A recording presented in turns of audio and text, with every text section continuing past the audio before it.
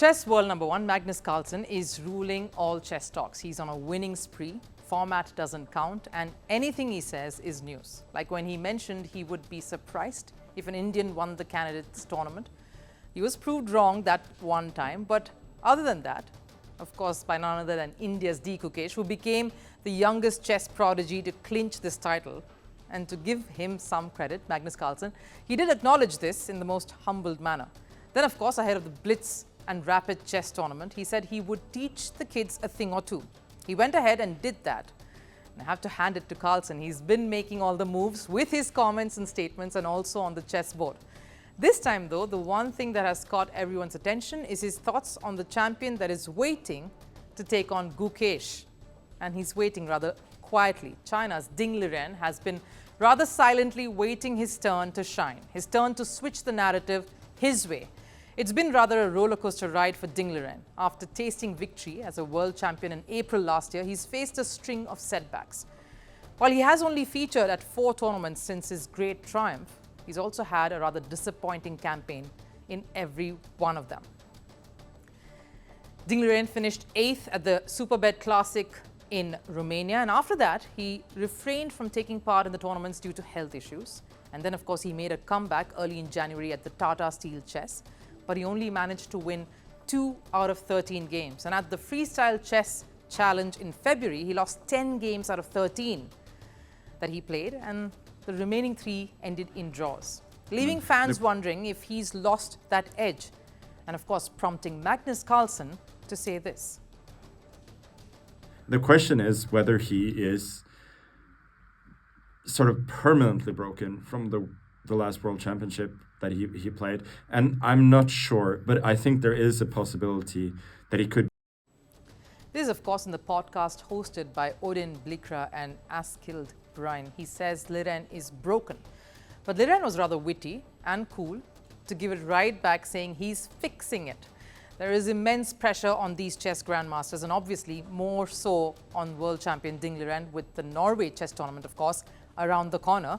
Maybe the key thing for him is just to turn the tide and not look at the end result just yet. Maybe I became weaker in chess, not as strong as before, maybe 2 years ago. This year also my performances did not go well. I spent more time resting rather than playing chess. Norway chess will be a totally new challenge for me. There will be many strong players competing. My aim is not to finish in the last place.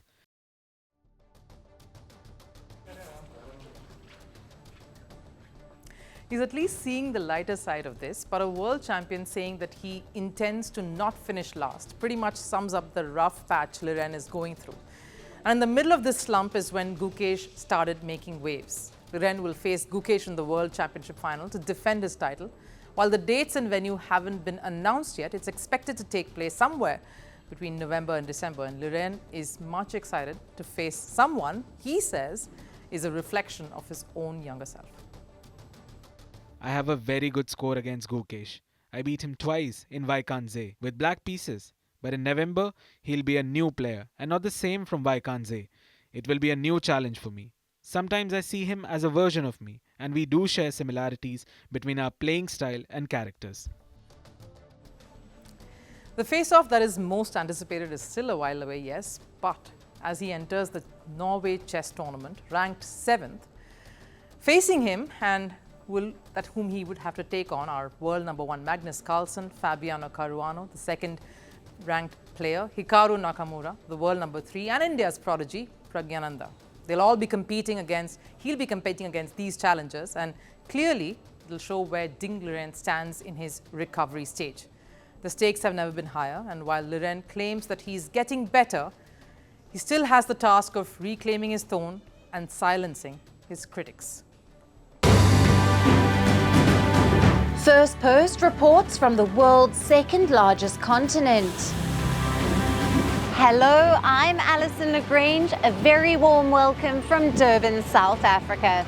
We get you the news and the newsmakers from Africa. South Africa goes to the polls on the 29th of May. I will track the election and bring you ground reports. Is it the end of the road for the African National Congress? And will former President Jacob Zuma stage a dramatic comeback? From elections to climate change to innovations and opportunities. As the world's attention shifts, we report from Africa, the heart of the global south. Join me every weekday live on Firstpost.